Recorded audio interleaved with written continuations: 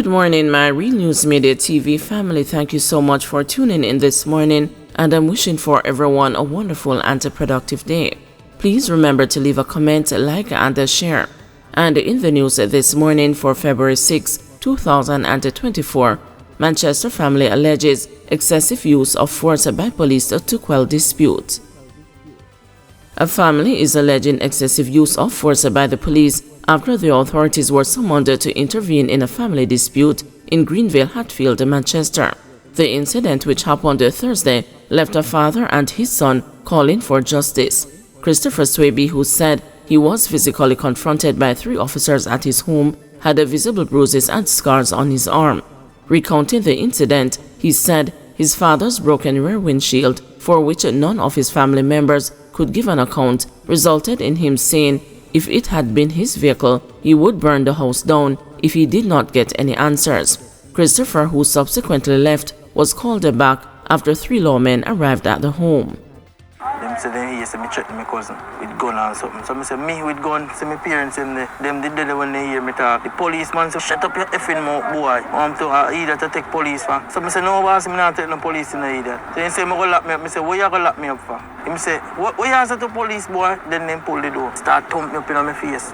Squeeze me out. Have the handcuff for me and I ring it till it swell. The next one pull the back door, grab me by my neck and start thump me up in my eye. And so come down, I could have look at my baby now and just give up. He also showed the news an eye injury allegedly inflicted by one of the officers. To make matters worse, Christopher said he had to resort to using his 6-year-old son to stop the assault. Man, I tell you, the man took more than 7 times on my face, man. Because he hold me in my neck and I don't look at my baby. You understand? The next look one I know with the passenger police. If me never have my baby in my hand, he use the 16 lick me in my face. Because when he lift his gun, if me never have a baby in my hand, I tell them, say them have to kill me tonight. See me, I tell them. Christopher's father, Basil Swaby, claimed that one of the officers used the butt of his gun to hit the child while he was in his father's arm. The older Swaby also claimed that the police attempted to pepper spray Christopher. He urged the authorities to look into the matter and hold the lawman accountable. This is call for concern. We have the police force to protect and to serve, not for bull force and all that. And these are some of the many things that happen throughout the country. We're calling on the higher authorities to look into the matter. Christopher said he filed a report on Monday morning with the Independent Commission of Investigations. But Superintendent Shane McCullough, head of the Manchester Police, said he is not aware of the incident. Superintendent McCullough added that a formal report has not been made to the police, therefore an investigation cannot be launched. Ponzi scheme crashes, thousands of Jamaicans swindled out of millions. Roughly 50,000 Jamaicans are said to have lost millions in a new Ponzi scheme, which crashed on January 29 after operating for little over a year. The unsuspecting investors can be heard openly swabbing in a member-only social media group in the aftermath of the Warner Media Jamaica meltdown. Some could be heard begging for the return of monies they say they had borrowed in hopes of creating a better life for themselves and their families. "Please, uno do, give me back, Lord have mercy, a people money me borrow," cried one woman believed to be in her mid-50s. The losses range from $7,500 to as much as $3 million per individual. The news understands that Warner Media Jamaica is a spin-off of an entity, Get GXL, that allegedly defrauded thousands of people in Trinidad and Tobago last year. Teachers urged to avoid a confrontation with students after Belmont Academy brawl. President of the Jamaica Teachers Association, Leighton Johnson, has urged the teachers to exercise restraint and avoid engaging in confrontations with students. His remarks come in response to a widely circulated video on social media depicting a physical altercation between a teacher and a student at Belmont Academy in Westmoreland. The footage captured an educator said to be a physical education teacher grappling with a male student, resulting in a scuffle that brought both individuals to the ground. Teachers are not to get physical with the students, Johnson advised, even as he admitted that sometimes the students' ill behavior can cause anxiety on the part of the teachers. He emphasized that educators must refrain from being confrontational. As best as possible, be non-confrontational with the students, he charged.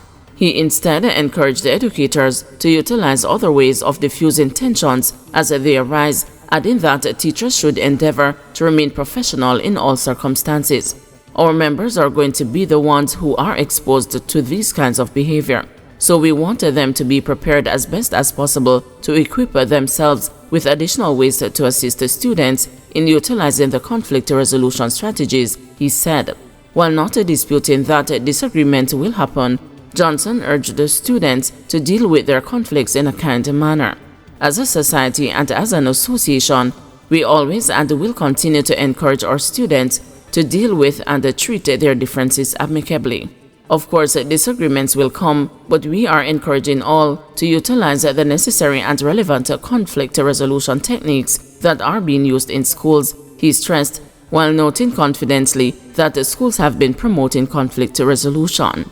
Meanwhile, he renewed his appeal to the Ministry of Education and the Jamaica Constabulary Force to intervene and assign resource officers to schools that have a higher propensity to violence. He also called for additional social intervention programs to help alleviate the burden on guidance counselors. We need additional guidance counselors. We need additional social workers to be deployed so that there is an additional avenue of support for guidance counselors, he charged. He further proposed that the student-to-guidance counselor ratio be lowered to 300-to-1 from 500-to-1 so counselors can provide proper conflict resolution strategies. U.S. woman convicted in connection to multi-million-dollar drug bust. A 30-year-old sales associate of Washington, D.C. in the United States was convicted when she appeared before the St. James Parish Court on Thursday. She is Irina Washington. Washington was held with 2.3 kilograms of cocaine at the Sanger International Airport on Monday, December 4, 2023, when she attempted to board a flight to New York. According to reports, the illicit drug, with an estimated street value of over 11 million Jamaican dollars, was found concealed on her body during security checks. She was arrested and charged for possession of cocaine, dealing in cocaine, attempting to export cocaine, and a conspiracy to export cocaine. She pleaded guilty when she appeared before the court and was fined Jamaican $400,000 or 6 months imprisonment for possession of cocaine and Jamaican $300,000 or 6 months imprisonment for attempting to export cocaine. In addition to the charges, Washington is to serve a mandatory 6 months imprisonment. Parents are urged to monitor children's online use. Parents are being encouraged to monitor their children's online access to ensure their safety while they surf the internet. According to a release on Monday, Commanding Officer for the Parish of St. Elizabeth, Deputy Superintendent Coleridge Minto, urged parents to implement parental controls and supervise and educate their children about the dangers of improper internet usage. Minto was speaking at the launch of a free public Wi-Fi by the Universal Service Fund in Santa Cruz, St. Elizabeth recently. Explained the potential online dangers such as cyberbullying, inappropriate content, and online predators. Ensure they also understand the importance of responsible online behavior. Set parental controls if you have to, so that you can monitor their device, he said. Establish open and honest lines of communication with your child. Encourage them to come to you with concerns and questions. Discuss with them the risk associated with sharing information such as their age, addresses, or even their personal information, or meeting persons that they do not know, he added. In the meantime, DSP Coleridge Minto said the provision of free Wi-Fi service represents a crucial step in an effort to bridge the digital divide in the country. This marks a significant step towards bridging the digital divide and ensuring that every member of our community has access to the vast world of information, education, and opportunities that the internet has to offer, he noted, highlighting that the introduction of internet access is not just a technological leap, it is a promise of empowerment, inclusion, and boundless opportunities for everyone. Let us reflect on the incredible benefits that this initiative brings to our doorsteps.